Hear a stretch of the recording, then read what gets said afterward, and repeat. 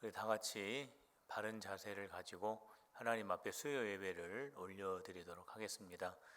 우리 다 같이 묵도하시겠습니다.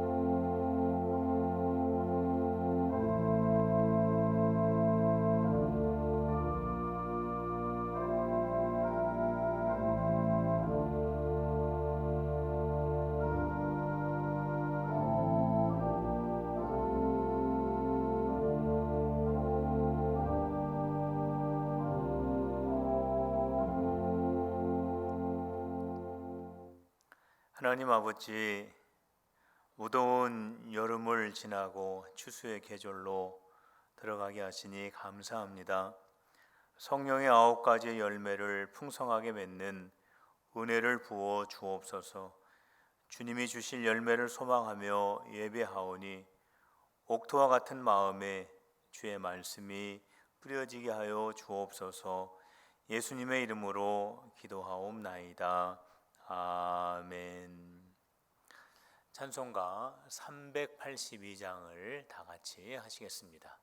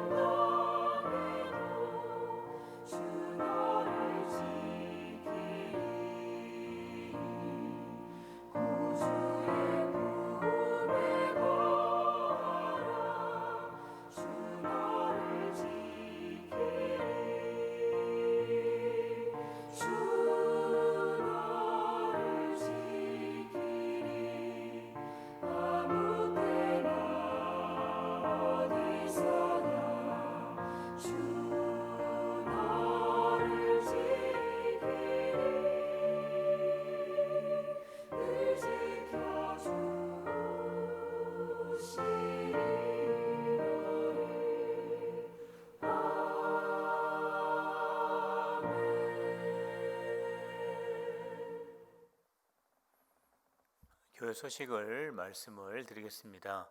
필그림 교회 예배 안내입니다. 우리 수요 예배, 금요 예배, 주일 예배는 가정 영상 예배로 드리고 있습니다. 새벽 예배는 그대로 진행 중에 있습니다. 온라인 헌금을 드리는 방법 여러분들 화면을 보시고 잘 참조해 주시기를 부탁을 드립니다. 온라인 헌금이 좀 불편하신 분들은 사무실로 오셔서 내실 수도 있습니다. 당회는 9월 3일 목요일 날 오후 2시에 있겠습니다. 각 부서 감사 우리 함께 준비하셔서 시간을 정하셔서 감사 맡아주시기를 바랍니다. 태신자를 위해서 기도해 주시길 바랍니다. 성경 묵상은 마가복음 5장부터 10장까지의 말씀입니다. 하나님의 말씀은 빌립보서 1장 3절부터 5절까지의 말씀입니다. 내가 너희를 생각할 때마다 나의 하나님께 감사하며 간구할 때마다 너희 무리를 위하여 기쁨으로 항상 간구함은 너희가 첫날부터 이제까지 복음을 위한 일에 참여하고 있기 때문이라. 아멘.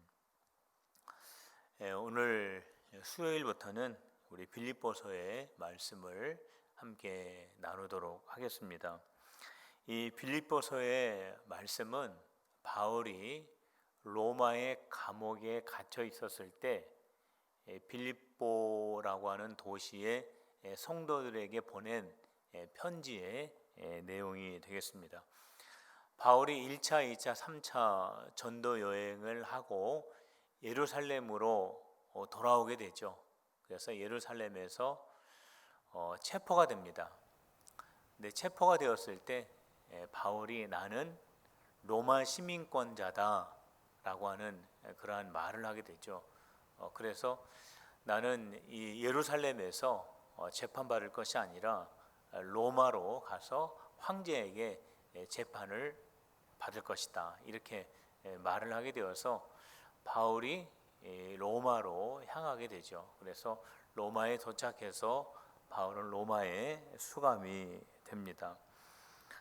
바로 이 로마 감옥에 있을 때 바울은 빌립보 지역에 있는 성도들에게 편지를 쓰게 되는데 이 빌립보 지역은 바울이 2차 전도 여행 때 세운 교회죠. 그때 복음을 전했던 도시입니다. 원래 바울이 2차 전도 여행 때 갈라디아 지역으로 가려고 했었는데 마게도냐 사람이 환상 중에 와서 도우라고 하는 그 환상을 보고 성령의 인도하심으로 알고 마게도냐로 방향을 바꾸게 됩니다. 그때 마게도냐 지역에 가장 처음 도착한 도시가 바로 빌립보 지역이죠. 그래서 바울은 이 빌립보를 향하여서 편지를 기록한 내용이 바로 빌립보서가 됩니다. 바울은 이 편지를 기록을 하면서 1절에 보면은 바울과 디모데가 빌립보 교회의 성도들에게 편지한다 라고 이렇게 기록을 하면서 주님의 은혜와 평강이 함께하기를 원한다라고 하는 인사말을 하게 됩니다. 이것은 그 당시에 편지를 기록하는 그러한 양식과도 같은 거죠. 그런데 이 빌립보서의 그 편지 서문을 보게 되면은 특이한 점이 하나 있습니다. 그것은 뭐냐면 바울은 편지를 쓸 때 항상 나는 예수 그리스도의 사도다라고 하는 것을 늘 강조를 했었는데 유독 이 빌립보서를 기록할 때에는 나는 예수의 사도다라고 하는 말을 사용하지 않고 나는 예수의 종이다라고 하는 그 말을 사용을 하죠. 바울이 다른 서신서 예를 들면은 그 에베소서에 보면은 거기에 그 바울이 편지를 쓰면서 이런 말을 합니다. 나는 하나님의 뜻대로 부르심을 받은 예수 그리스도의 사도다라고 이렇게 소개를 하는데 바울이 편지마다 자기가 예수님의 사도다라고 강조하는 이유가 있습니다. 그 이유는 뭐냐면 사람들이 바울을 예수님의 사도로 인정을 하지 않는 사람들이 있었기 때문입니다. 왜냐하면 사도라고 하는 것은 예수님의 12 제자를 말하는 것이지, 예수님과 함께 동고동락하면서 사역했던 그 사람들이 사도이지, 어떻게 예수님과 함께하지 않았던 바울이 사도가 될 수가 있겠느냐라고 하는 거죠. 그렇지만은 사도 바울은 나는 부활의 예수님을 만났다.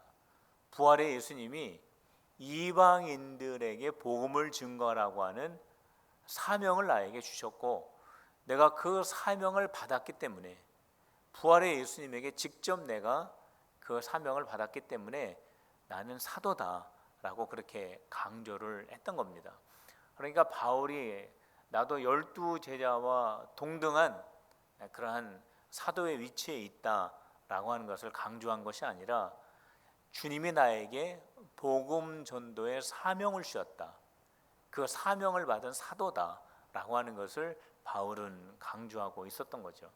그런데 대부분의 많은 사람들이 바울을 향하여 바울은 사도가 아니다, 또 바울의 복음을 들었던 교회들도 그 사람들의 말을 듣고 바울의 사도권을 의심하는 성도들도 많이 있었기 때문에 바울은 사도권을 늘 강조를 했습니다.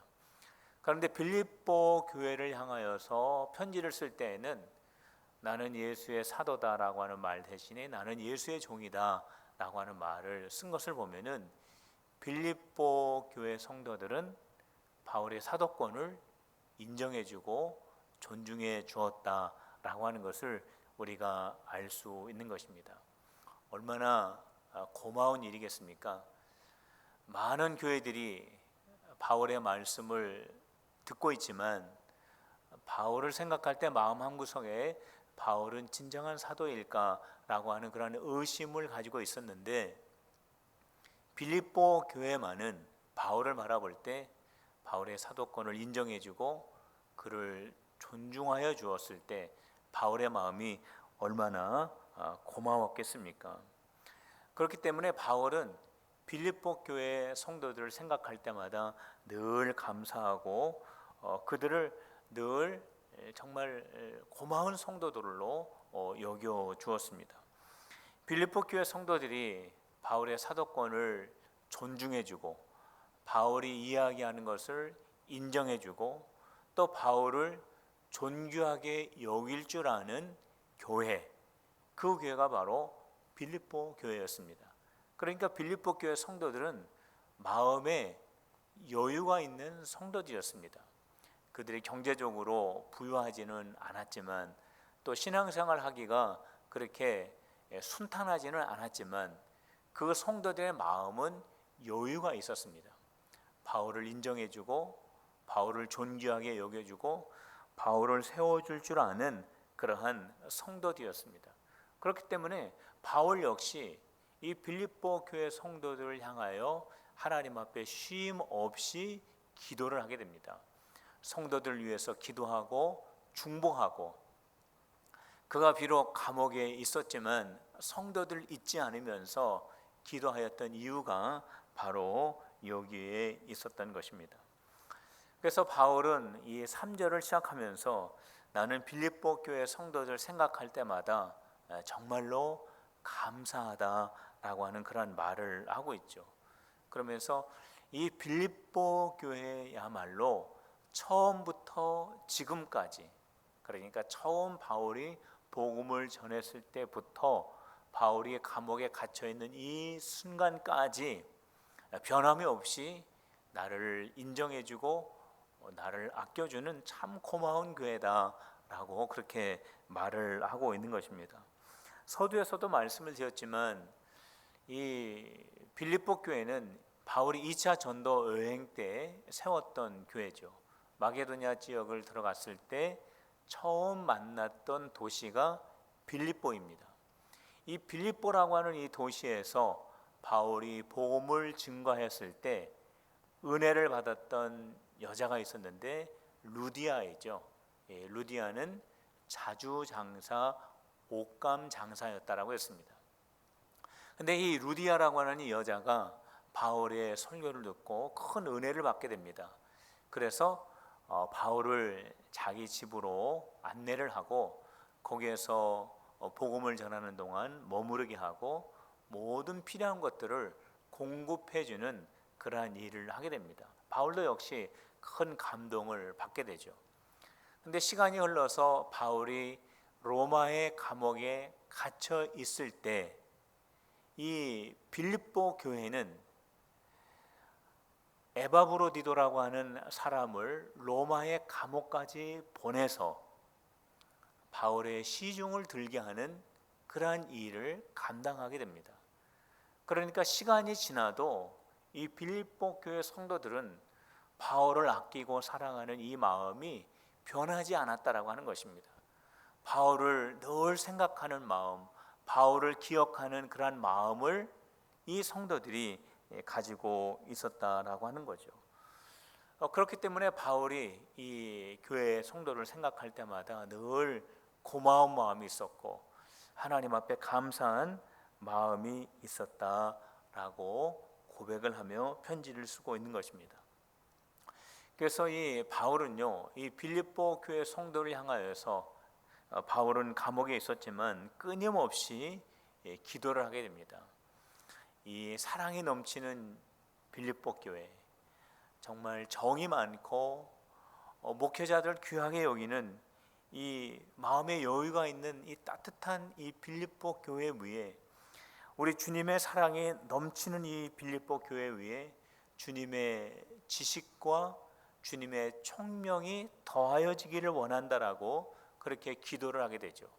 뿐만 아니라 빌립보 교회가 많은 열매를 맺어서 하나님 앞에 영광을 돌리기를 원한다라고 하는 그러한 기도를 쉼 없이 바울은 하게 됩니다. 바울이 지금 어디에 있습니까? 감옥에 있습니다. 감옥에 있는 이 바울이 자기의 형편을 먼저 생각하는 것이 아니라 그가 비록 감옥에 있었지만 빌립보 교회를 생각하면서 그 마음에 흐뭇함을 느끼고 빌립보 교회가 베풀어 주시는 그 사랑을 느끼면서 감사하는 그 감사의 기도와 더불어 그 교회를 향하여 중보하는 그러한 바울의 모습을 보게 되는 것입니다. 얼마나 아름다운 모습입니까? 성도들은 바울을 위해서 사랑을 베풀고 바울은 비록 그가 감옥에 있었지만 그 감옥 속에서 성도들 생각하며 기도하는 이 모습이 얼마나 아름다운 모습입니까? 이 모습을 보면서 목회자와 교회의 성도의 관계가 어떠한 것이어야 하는지를 우리에게 소개해 주고 있는 것입니다. 성도 여러분, 만일 빌립보 교회 성도들이 바울을 존귀하게 여겨주지 않았더라면, 그리고 바울이 빌립보 교회 성도들 향하여 기도하는 마음을 가지고 있지 않았더라면 주님이 주시는 그 은혜가 이 교회와 성도들 안에 넘쳐날 수 있었겠습니까? 그리고 빌립보 교회 성도들이 주의 음성을 듣고 은혜를 받는 그러한 경험을 할 수 있었겠습니까? 빌립보 교회 성도들과 바울의 관계가 이렇게 화목한 관계가 되었기 때문에 그들은 주님의 말씀을 서로 나눌 수 있었고 서로 기도해 줄 수 있었고 또 주님의 사랑을 함께 나눌 수 있었던 것입니다. 성도 여러분, 성도들은 목회자를 통하여 주님의 말씀을 듣고 또 심령의 성장함을 경험하게 됩니다. 또 목회자는 성도들의 사랑을 통해서 격려를 받고 힘을 얻게 되는 것입니다. 목회자는 성도를 위해서 기도하고 성도들은 목회자들을 귀하게 여겨주는 우리 필그림의 귀한 성도들, 우리 필그림 교회가 되시기를 주님의 이름으로 축복합니다. 바울은 빌립보 교회를 향하여서 편지를 쓰면서 이제 본론으로 들어가게 됩니다. 그 첫 번째 본론은 뭐냐면, 바울이 비록 감옥에 갇혀 있다 할지라도 바울은 복음 전도 사역에 실패한 것이 아니다라고 하는 것을 말해주고 있습니다. 성도들 가운데는 바울이 복음을 증거하다가 감옥에 갇힌 모습을 보고 시험에 드는 성도들이 분명히 있었을 것입니다. 주님의 일을 하는데 왜 감옥에 들어가나 하는 그러한 불안한 마음을 가지고 있는 성도들이 있었겠지요. 그러나 바울은 그 성도들 향하여서 이러한 말을 합니다. 내가 복음을 증거하다가 감옥에 들어가자 나의 이 모습을 보고 도전을 받고 전도 사역에 더 힘을 쓰는 성도들이 나타나게 되었다라고 하는 것입니다. 바울이 전도의 현장에서 빠지게 되었기 때문에 바울의 그 몫을 내가 감당해야 되겠다라고 하는 그런 마음을 가지고 더 전도에 마음을 쏟는 성도들이 생겼다라고 하는 거죠. 뿐만 아니라 바울과 복음의 경쟁을 하였던 사람들 중에 특별히 그러한 사람들이 어떠한 사람이었는지는 구체적으로 밝히고 있지는 않지만, 바울과 함께 경쟁하고 있었던 사람들이 바울이 옥에 갇히자 이때를 기회로 삼아서 더 복음에 열을 올리게 되었다라고 바울은 또 말하고 있습니다. 그러면서 어찌 되었든 내가 감옥에 들어옴으로 인해서 복음 증거의 열기는 더 뜨거워졌고 복음 전도하는 이 사역이 더 왕성하여졌기 때문에 내가 감옥에 들어온 것은 복음 사역에 실패한 것이 아니라 오히려 복음 전도에 유익이 되었다라고 바울은 말하고 있는 것입니다. 바울이 지금 감옥에 들어와 있죠. 그러나 감옥에 붙잡혀 있는 자기 자신을 이렇게 복음적으로 해석하고 있는 것입니다. 자기가 비록 감옥에 붙들려 있지만 이것을 부정적으로 비신앙적으로 이해하는 것이 아니라 주님께서 이 가운데에서 역사하시는 그 모습을 보려고 했고, 비록 그가 여러 가지 핍박과 환난 가운데 놓여 있지만 그럼에도 불구하고 이러한 많은 환난을 통하여 주님이 일하시고 있다라고 하는 이 사실을 성도들에게 알려주고 있는 것입니다. 성도 여러분, 빌립보 교회는 유대인들에게 핍박을 받는 교회였습니다. 왜냐하면 율법이 아니라 오직 믿음으로 말미암아 구원을 얻는다라고 하는 이 사실을 믿었기 때문에 그렇습니다. 또 빌립보 교회는 이방인들에게도 핍박을 받았습니다. 빌립보는 이방인 지역 아닙니까? 빌립보 교회 성도들도 이방인 아닙니까?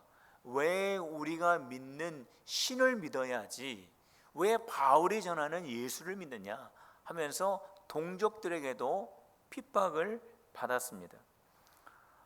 바울은 또 감옥에 갇혀 있는 그러한 형편에 놓여 있었습니다. 이처럼 여러 가지 환경을 둘러보게 되면 많은 어려움과 환난과 핍박이 있었지만 바울은 그 가운데 있는 성도들 향하여 우리 주님께서는 이렇게 어렵고 힘들고 복잡하고 많은 문제 가운데 우리가 놓여 있다고 할지라도 이러한 모든 것들을 통해서 우리 주님은 역사하시고 지금도 일하고 계신다라고 하는 것을 감옥 안에서 감옥 밖에 있는 성도들에게 말씀을 전하고 있는 것입니다. 성도 여러분, 코로나가 벌써 6개월을 지나가고 있죠. 저와 여러분들이 코로나와 함께 지내온 지가 6개월이 넘어가고 있습니다. 이 코로나와 함께 생활을 하면서 우리가 한 가지 발견하게 되는 것이 있습니다. 그것은 바로 뭐냐면 우리들의 신앙의 수준이 어떠한가를 우리 스스로가 확인하는 기회가 되었다라고 하는 것입니다. 코로나가 갑자기 등장을 하자 코로나와 관계없이 그동안 하나님 앞에 성도들과 모여서 드렸던 예배가 아니지만 개인적으로 가정에서 하나님 앞에 변함없이 예배를 드리고, 그리고 교회에 나오지는 못하지만 교회를 위해서 기도하고 교회를 위해서 헌신하는 것이 전혀 변함이 없이 오히려 더 하나님 앞에 이전보다 간절한 마음을 가지고 신앙생활을 하는 사람들이 있는가 하면, 코로나가 갑자기 튀어나왔을 때 어떠한 사람은 그동안 예배를 드리면서 교회에 너무 내가 매여 있었는데 이제는 좀 자유의 시간을 좀 가져보자 라고 생각하면서 예배를 소홀히 하고 봉사와 헌신의 사명을 잊고 점점점 주님으로부터 멀어지는 사람들도 있다라고 하는 것입니다.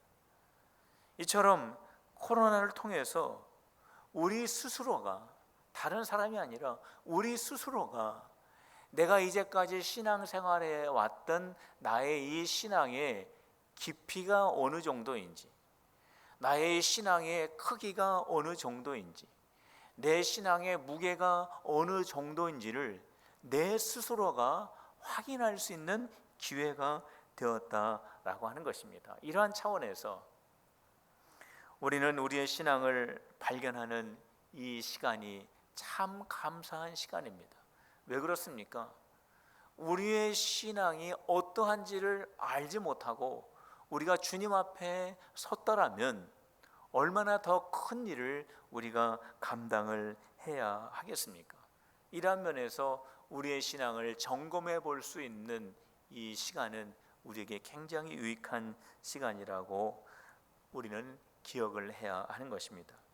성도 여러분, 만일 우리의 신앙이 후자에 속하여 있다라면 나의 신앙을 반성하고 다시 주님 앞에 가까이 나가서 주님을 깊이 만나는 우리 성도님들이 꼭 되시기를 주님의 이름으로 축복합니다. 그래서 우리의 신앙이 우리가 아무리 힘들고 어려운 환경을 만난다 할지라도 그 믿음을 포기하지 않고 끝까지 간직하는 믿음의 성도들이 다 되시기를 주님의 이름으로 축원합니다. 감옥에 있는 바울은 감옥 밖에 있는 성도들을 향하여서 29절의 말씀으로 위로를 합니다. 우리에게 주님께서 은혜를 주신 것은 우리를 구원 얻게 하기 위한 그러한 귀한 은혜도 있지만, 우리가 예수 그리스도의 이 구원의 은혜를 받음과 동시에 우리는 고난도 함께 받아야 한다라고 말씀을 하고 있습니다. 예수님을 믿는 것은 우리가 구원받는 큰 은혜를 우리가 소유하는 것입니다. 그런데 우리가 구원받은 우리가 걸어가야 할 길이 있습니다. 그 길이 바로 예수님이 걸어가신 길이죠. 예수님이 걸어가신 그 길, 복음 전도하는 길입니다. 병자들을 고치는 길입니다. 겟세마네 동산에서 땀 흘리며 기도하는 길입니다. 골고다의 십자가의 길입니다. 바로 이 길을 우리가 따라가야 하는 것입니다. 예수님께서는 이 길을 나 자신을 부인하는 길이라고 말씀하셨고, 나의 십자가를 지고 따라오는 길이라고 말씀을 하셨습니다. 성도 여러분, 지금 우리는 혼란한 시대에 살아가고 있습니다. 이것 때문에 경제의 어려움을 겪고 있고, 때로는 육체적인 어려움, 정신적인 어려움, 영적인 어려움에 직면해 있는 분들이 너무나 많이 있습니다. 그러나 우리가 이러한 어려움 속에 있지만은 예수님을 내 마음속에 온전히 의지하고 예수님을 내 마음속에 중심으로 믿으면서 하나님을 예배하고 주님의 몸된 교회를 위해서 헌신한다면 이것이 바로 주님의 길을 걸어가고 있는 것입니다. 저와 여러분들이 이 믿음의 길을 끝까지 걸어가게 되면 우리 주님이 예비하신 영광을 우리 모두가 체험하고 참여하게 되는 것입니다. 성도 여러분, 나의 십자가를 짊어지고 주님이 걸어가신 그 길을 우리 모두가 한 마음이 되어 걸어감으로 말미암아 마지막 주님의 영광에 참여하는 우리 필그림의 모든 성도들이 다 되시기를 주님의 이름으로 축복합니다. 기도하시겠습니다. 하나님 아버지, 우리 교회가 서로를 소중히 여겨주며 서로를 위하여 중보하는 거룩한 주의 몸이 되어줄 수 있도록 은혜를 내려 주시옵소서. 그리하여 환난이 우리를 찾아온다 할지라도 필그림의 모든 성도들이 믿음으로 하나 되어 환난도 함께 통과하게 하시고 한 사람도 낙오하지 않고 주님의 영광에 참여할 수 있는 은혜를 부어 주옵소서. 이 모든 말씀 우리 주 예수 그리스도의 이름으로 간절히 기도드리옵나이다. 아멘. 찬송가 370장을 다 같이 하시겠습니다.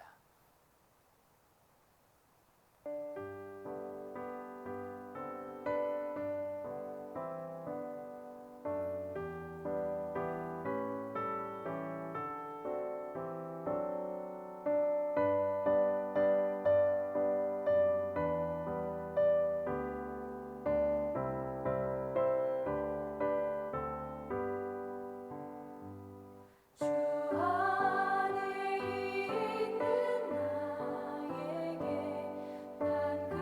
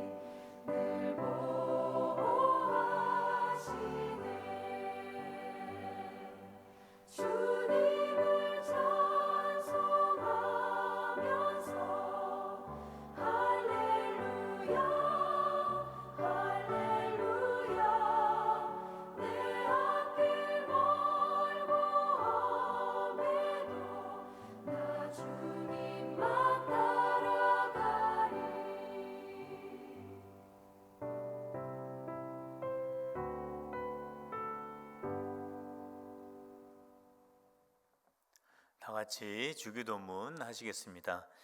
하늘에 계신 우리 아버지, 아버지의 이름을 거룩하게 하시며 아버지의 나라가 오게 하시며 아버지의 뜻이 하늘에서와 같이 땅에서도 이루어지게 하소서. 오늘 우리에게 일용할 양식을 주시고 우리가 우리에게 잘못한 사람을 용서하여 준 것 같이 우리 죄를 용서하여 주시고 우리를 시험에 빠지지 않게 하시고 악에서 구하소서. 나라와 권능과 영광이 영원히 아버지의 것입니다. 아멘. 남은 한 주간도 주님과 함께 동행하며 승리하는 우리 성도님들 다 되시기를 주님의 이름으로 축복합니다.